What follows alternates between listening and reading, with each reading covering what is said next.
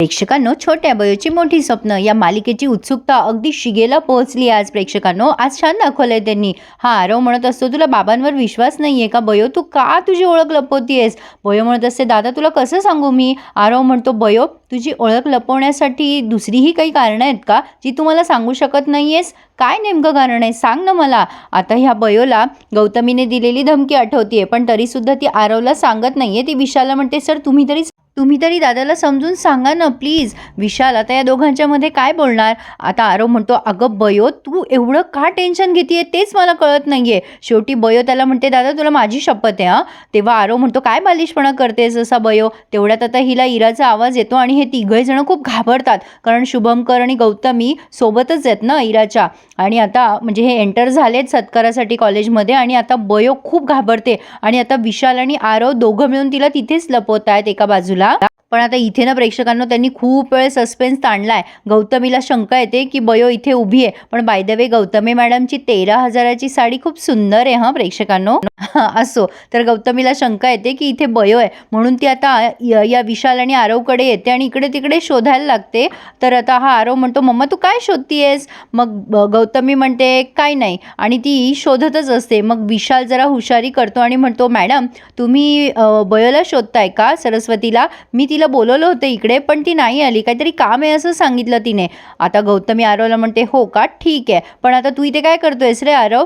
तर आरव म्हणतो, अगं माझं विशाल सरांकडे काम आहे. मग गौतमी तरी सुद्धा इकडे तिकडे पुन्हा बघतच असते. बयोला खूप भीती वाटत असते गौतमी तिच्याकडे येईल म्हणून, ती टेन्शनमध्ये आलेली दाखवली आहे.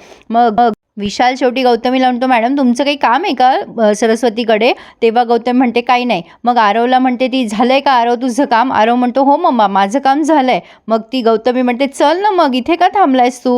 आरव म्हणतो, हो हो मम्मा चल चल निघूयात आपण. आणि इथे ना प्रेक्षकांनो त्यांनी इथेच खूप मोठा सस्पेन्स ताणलाय, त्यामुळे आपला रिव्ह्यू तुम्हाला छोटा झाल्यासारखा वाटेल, पण डिटेलमध्ये तुम्हाला रिव्ह्यू मिळतोय. मग गौतमी आरवला घेऊन जाते सत्काराच्या ठिकाणी आणि मग विशाल बयोला बाहेर काढतो. आणि मग बयो म्हणते, बघितलं ना विशाल सर, जर आत्ता इराच्या आईने बघितलं असतं मला तर काय झालं असतं? मग विशाल म्हणतो, अगं थांब सरस्वती तू कुठे जाऊ नकोस. बयो म्हणते, नाही नाही मला जाऊ द्या इथून. पण आता विशालने तिचा हात धरलाय आणि तिला समजून सांगतोय, अगं सरस्वती तू आत्तापर्यंत किती कष्ट घेतलेस तुझ्या वडिलांना ह्या पोझिशनवर बघण्यासाठी.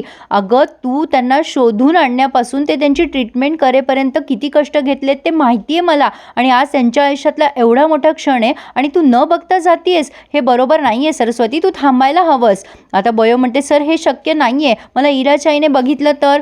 मग विशाल म्हणतो, ठीक आहे तू एक काम कर, तू गर्दीमध्ये लपून राहा ना, तुझ्या चेहऱ्यावरती म्हणजे काहीतरी झाकण वगैरे घे किंवा लपून ठेव तुझा चेहरा, कसं काय लक्षात येईल कोणाच्या तूच बयो आहेस किंवा तू सरू आहेस म्हणून.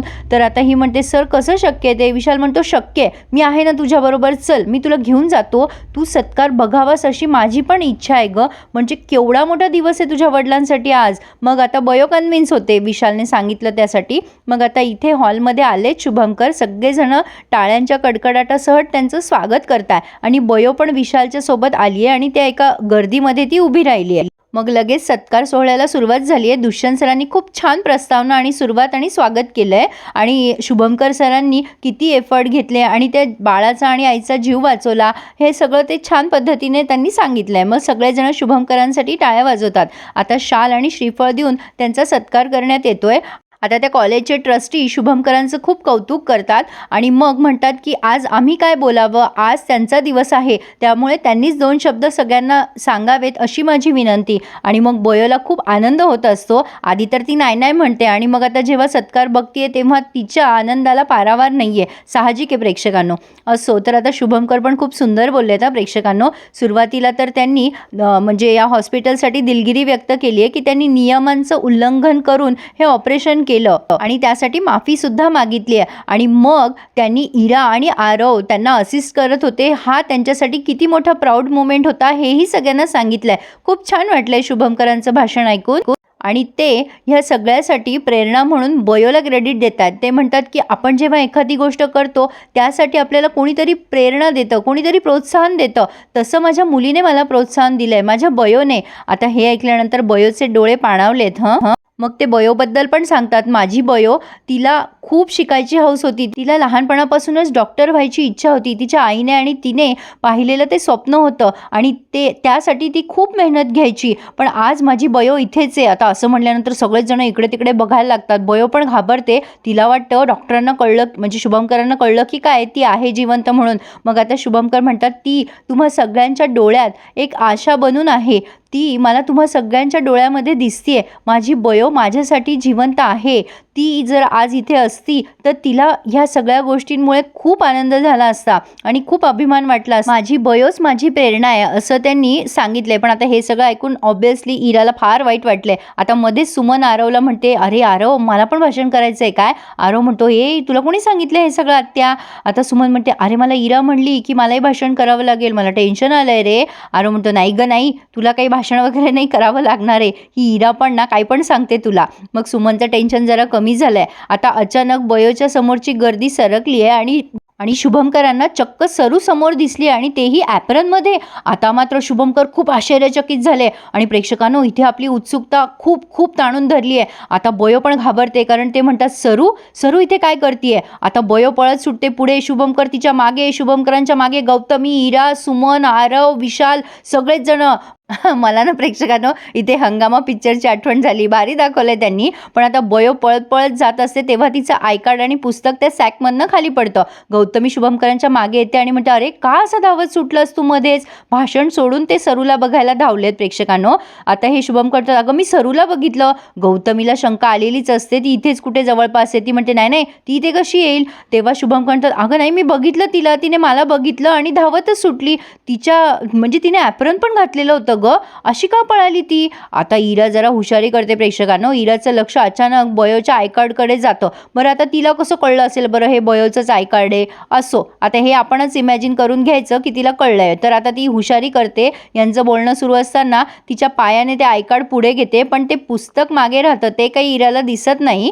आणि मग शुभंकर आणि गौतमी बोलत असतात तेव्हा इरा तो आय कार्ड लपवायचा प्रयत्न करते आणि अचानक गौतमीचं पण लक्ष जातं त्या इराकडे आणि शुभंकरांचं सुद्धा. पण प्रेक्षकांनो, म्हणजे माझा असा अंदाज आहे, इरा आय कार्ड लपवण्यात नक्कीच यशस्वी झाली असेल. पण इथेच ना त्यांनी हा रिव्ह्यू पूर्ण केला आहे. पण पुढे ना मजा आली आहे प्रेक्षकांनो. पुढे आपण बघणार आहेत की शुभंकरांनी लहानपणी सगळ्यात पहिल्यांदा बयोला पुस्तक भेट दिलेलं असतं, डॉक्टर रमा यांचं.